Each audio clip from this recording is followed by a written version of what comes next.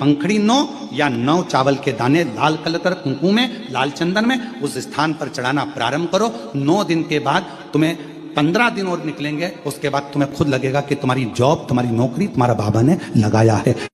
नवरात्रि में जितनी शंकर की आराधना कर सकते हो उतनी करो। शंकर की आराधना करने से नवरात्रि में शक्ति का बल बढ़ता है। शक्ति का क्यों गुरुजी नवरात्रि में शंकर जी की आराधना क्यों करना चाहिए? हमने कहा अगर माता रानी से जो मांगना है तुम्हें, अगर तुमने नवरात्रि में शिव जी की आराधना करिए, शंकर की कथा सुनिए, शंकर की आराधना करिए, शिव स्तुति करिए, शंकर को एक लोटा जल चढ़ाया, मां आद्य शक्ति तुम्हारे पर कृपा करेगी। क्यों? क्योंकि जिस स्थान पर शिवलिंग रखा होता है और जो हस्त कमल है वो मां पार्वती, जगत जननी दुर्गा भवानी है। जब हम जल चढ़ाते हैं मां आद्य शक्ति अम्बा जगदम्बा 64 योगिनियों पर वो जल चढ़ जाता है और जगत जननी नवरात्र में प्रसन्न हो जाती है। वो जल की इतनी महत्वता है। आद्य शक्ति को प्रसन्न करना है, नवरात्र में शिव जी को जल चढ़ा।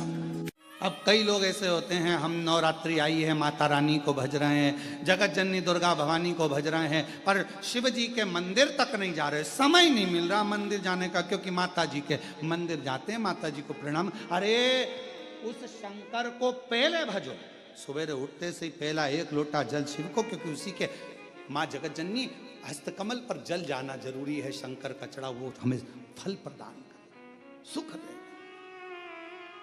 आनंद का।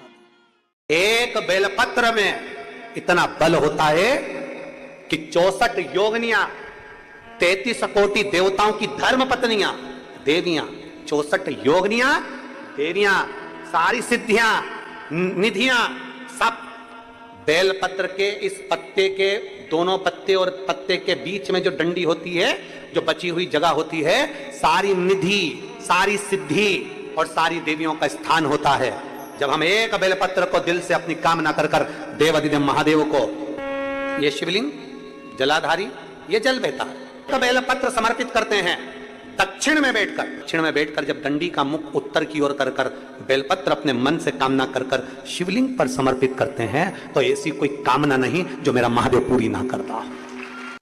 और नवरात्रि में भी देवी की आराधना का एक स्मरण का सुख है महाराज। ज्योत का विधान है, नवरात्रि में देवी की ज्योत लगती है, अखंड ज्योति लगती है, जवारे बुआए जाते हैं, कलश लगता है।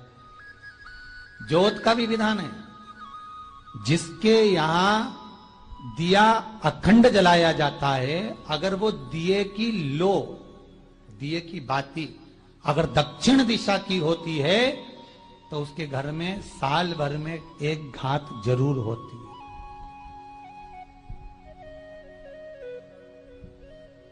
जो दिया अखंड जलता है उसकी बाती का मुख दक्षिण का नहीं होना चाहिए। अगर आपने देवी भागवत का स्मरण कराओ, देवी भागवत को अगर सुना हो, तो देवी भागवत में स्पष्ट किया गया कि पूर्व की ओर मुख करा हुआ दिया, अर्थात पूर्व की ओर ज्योत जो जलाई जाती है वो संपदा की वृद्धि करती है। पश्चिम की ओर मुख कर कर जो ज्योत लगाई जाती है महाराज, वो वैभव को देती है। और उत्तर की ओर जो मुख कर कर ज्योत जलाई जाती है, उत्तर की ओर जो ज्योत का मुख रहता है वो आयु की वृद्धि करती है, घर में अकाल मौत को रोकती है।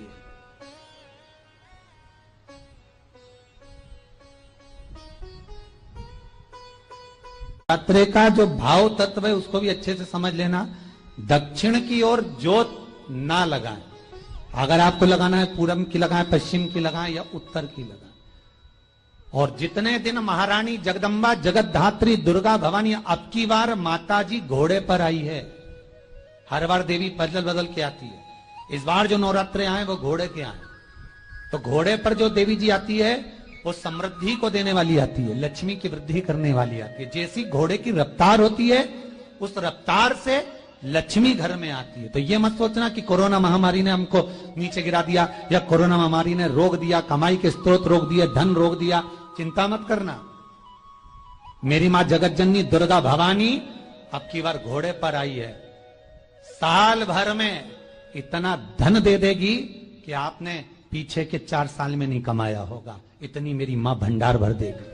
ये घोड़े पर आई है, कोई साधारण नहीं हो सकता। देवी भागवत में स्पष्ट किया गया, जब जगदम्बा मगर पर आती है उसका भाव अलग है, और जगदम्बा जब हाथी पर आती है उसका भाव अलग है, और जगदम्बा जब घोड़े पर आती है तो जगत को समृद्धिवान बना देती है, वैभव में कमी नहीं आती। अभी भले दुनिया के लोग अभी रोते हैं कि पैसा नहीं आ रहा, कोरोना महामारी ने सब तोड़ दिया, रोग दिया, पर चिंता ना करना, मेरी मां अगर घोड़े पर आई है तो उसका सुख आपको जरूर मिलेगा। एक जरा सी मिट्टी की दुकान भी अगर आप खोल कर बैठेंगे तो चांदी और सोना के बराबर कमाएंगे, इतना धन देगी वो माँ, साधारण नहीं है मेरी माता। तात्विक सुख का आनंद देने वाली, लाभ तत्व प्रदान करने। और नवरात्रि में भी अगर आपकी कोई कामना है, आपकी अगर इच्छा है, आपका मन है, तो जगत जननी की आराधना करो।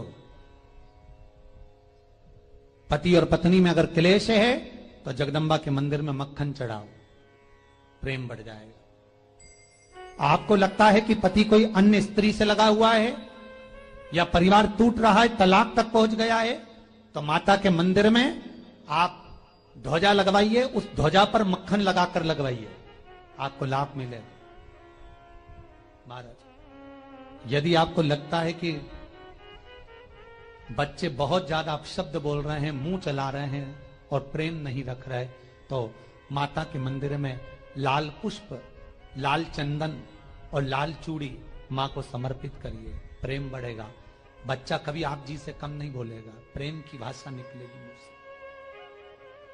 मां जगत जननी की आराधना, जगदम्बा की उपासना। नवरात्रे में 9 दिन में से कोई एक दिन ऐसा ले लो जिस दिन कन्याओं का भोजन कराओ, साथ में उनको लाल चुनरी ओढ़ाओ या कोई लाल वस्त्र, लाल पूजन की सामग्री उनको दो, सुख मिलेगा, आनंद आएगा। केवल नवरात्रे व्रत करने से पूर्ण नहीं होते, केवल नवरात्रे 9 दिन तक भूखे रहने से पूर्ण नहीं होते, केवल नवरात्रे नवरात्रि तक जागने से पूर्ण नहीं होते, केवल नवरात्रे घर में ज्योत जलाने से पूर्ण नहीं होते, केवल नवरात्रे 9 दिन तक जवारे बोने से पूर्ण नहीं होते, केवल नवरात्रे 9 दिन तक कलश स्थापना से पूर्ण नहीं होते। नवरात्रे पूर्ण जब माने जाते हैं जब आप घर में रहने वाली नारी का आदर करना प्रारंभ कर दो। प्रत्येक कन्या में, प्रत्येक बच्ची में तुम्हें मां जगत जननी का स्वरूप नजर आने लगे और आप स्त्री को सम्मान देने लगे, आदर करने लगे, तो समझना